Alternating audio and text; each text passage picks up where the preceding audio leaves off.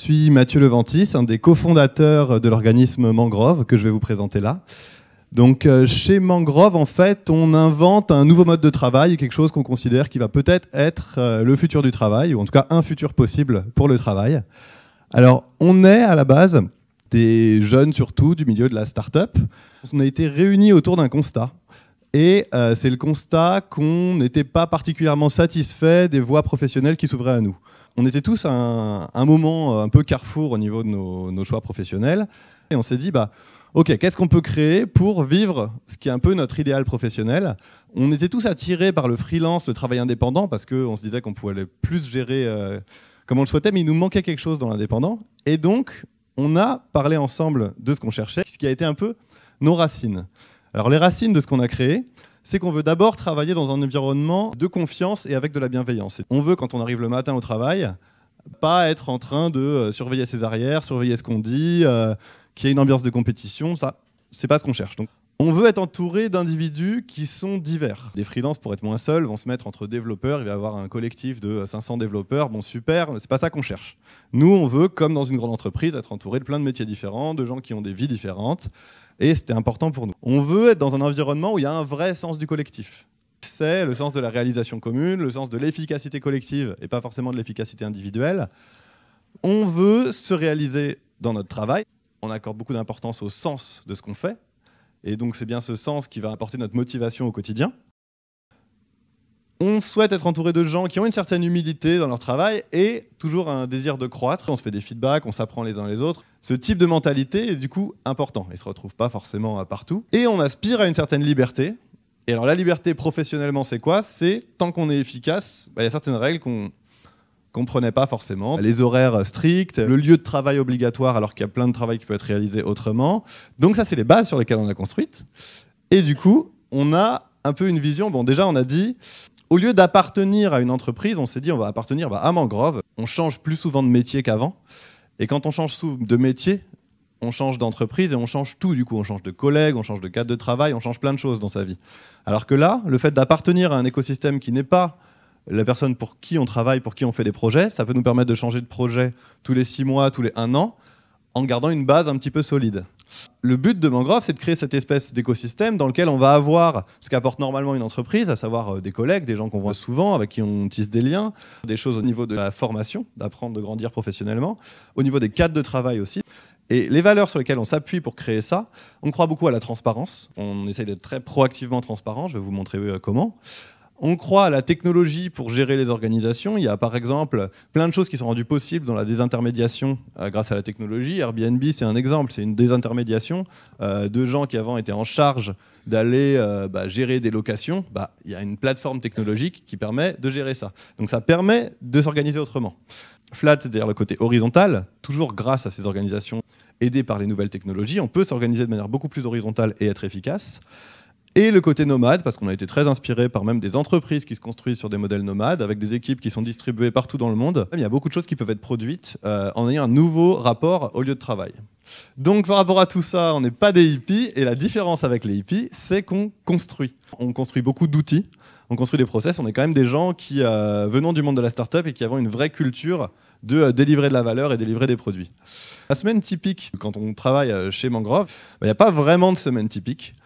On divise notre semaine entre les moments où on va faire des missions pour des clients, des moments où on développe des produits et on a beaucoup d'interactions avec la communauté, c'est ce qui nous fait grandir, et des moments pour nous d'apprentissage, d'épanouissement, autres. Et ça se compose comme on le veut, en fait. Ce type d'organisation du temps, tant qu'on est efficace, permet de mieux gérer sa vie. La partie mission, pour l'instant, on fait tous des missions dans le monde de la start-up, parce que c'est de là qu'on vient, ça va peut-être ensuite s'élargir. Les clients, ça va être des petites startups, ça va être parfois des grands groupes, ça va être des groupes institutionnels, enfin il y a un petit peu de tout. Et de plus en plus, ce qui est en train de se mettre en place, on monte des petites agences à l'intérieur de Mangrove, des gens se mettent à travailler ensemble, à fabriquer des produits ensemble. Il y a des offres plus étoffées que des freelances individuels qui commencent à se monter.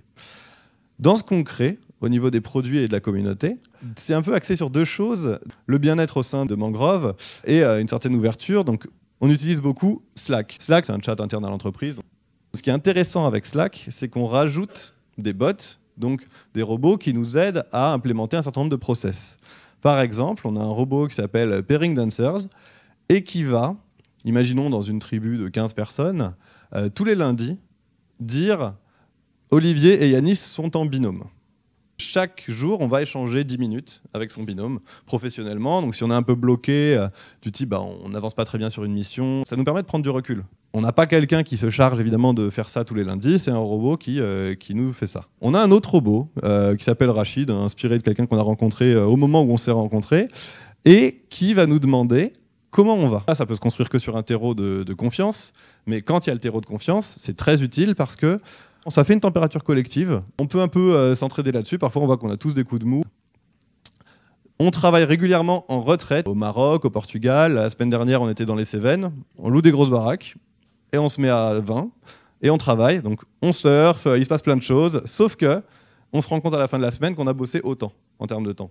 Parce qu'en fait, on est sur place, on s'est déconnecté de plein d'habitudes qu'on a à Paris. Donc, en fait, ça libère beaucoup de temps. Donc on peut travailler. On était à Lisbonne, on organisait un apéro avec aussi beaucoup de gens de notre milieu professionnel.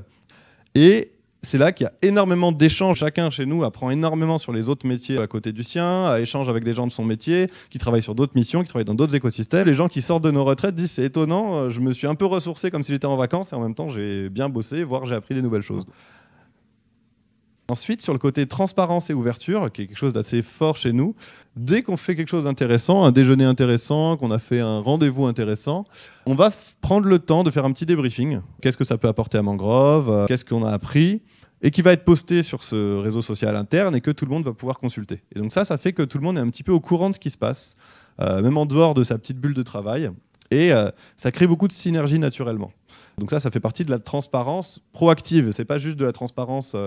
on est ouvert, mais c'est même, on rend l'information facilement accessible. On a de la transparence au niveau des signatures de missions. Dès que des gens signent des nouvelles missions, ils vont donner les détails, ils vont dire combien. Pareil, toujours pour savoir ce qui se passe autour de nous. C'est le fait d'être au courant parce que, naturellement, quelqu'un va dire « Ah bah tiens, du coup, je pense à ça, tu connais un tel, je vais te mettre en contact. » Enfin, ça crée beaucoup de choses, le fait de juste être au courant. Ça, le crowdsourcing, c'est sur côté toutes les références au niveau de livres, de formations, de choses qui peuvent nous permettre de grandir. On collecte, on agrège pour pouvoir partager ça. Donc ça, c'était la transparence un petit peu à l'intérieur de la communauté. On a ce côté diffusion. On est assez proche des cultures open source. Et donc, le fait de partager ce qu'on fait, c'est intéressant. En tout cas, des liens se font par les contenus qu'on a partagés et des gens qui viennent vers ces contenus. Déjà, on a publiquement notre handbook qui va décrire ce qu'est Mangrove, les règles internes de Mangrove. Donc ça, c'est public, ça fait partie de notre transparence. Toutes nos règles de fonctionnement, ce que c'est être un membre, les obligations, les règles de prise de décision, les routines, la compensation du travail, toutes ces choses qu'on met en place sont documentées, sont partagées, parce qu'on s'est inspiré aussi des handbooks comme ça d'autres entreprises, donc on fait la même chose pour que d'autres éventuellement s'inspirent. On a partagé des articles sur notre vision du monde du travail qui a impacté beaucoup de gens. Certains ont dit que ça a pas mal changé leur vie, il y en a d'autres qui l'ont pris juste en inspiration. En tout cas, ce qui est sûr, c'est que les réflexions qu'on a, on les partage pour créer de la connexion. Au niveau professionnel pur, on a aussi des membres qui ont partagé sur leurs expertises. On ne connaît pas la moitié des métiers qui seront là dans 5 ans. Donc, du coup, comme tous les cycles se raccourcissent, il y a des gens jeunes qui peuvent devenir experts au niveau des nouveaux métiers. Et pour le côté formation, on fait des formations sur le modèle de la Unconference, c'est-à-dire de la formation horizontale, où chaque membre va être à la fois formateur et formé. Donc là, on l'a fait à Berlin cet été, où chaque personne faisait un workshop sur son expertise et recevait tous les autres jours. Et ça développe le modèle du T-shape employee, c'est-à-dire l'employé qui va être expert sur son field, mais très bon à avoir des bons insights sur tous les autres métiers connexes. On avait des workshops sur le machine learning, la data science, du marketing, du RH quasiment, des gens qui nous ont fait des bons topos sur les MBTI, les tests Enneagram, enfin voilà, différentes choses comme ça. Et ça fait partie de comment nous, Mangrove, on apporte de la formation. Donc c'est toujours construit sur ces fonctionnements par le collectif. Notre écosystème Mangrove, c'est en ce moment bien 7 personnes qui vivent ce mode de vie vraiment à plein temps.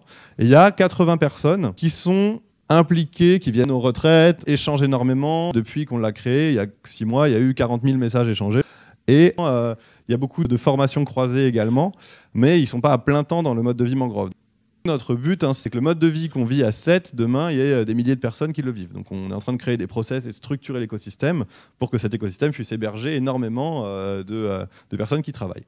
Il y a 2 membres qui partent demain à San Francisco pour 3 mois pour étendre notre modèle là-bas, parce que le but c'est d'être international très rapidement. À Berlin, on avait des gens d'Espagne, de Grèce, mais le but c'est aussi de construire ces communautés de travail un peu en dehors des frontières. Demain, peut-être que 10% des gens qui travaillent appartiendront à des écosystèmes comme cela, au lieu d'appartenir à des entreprises.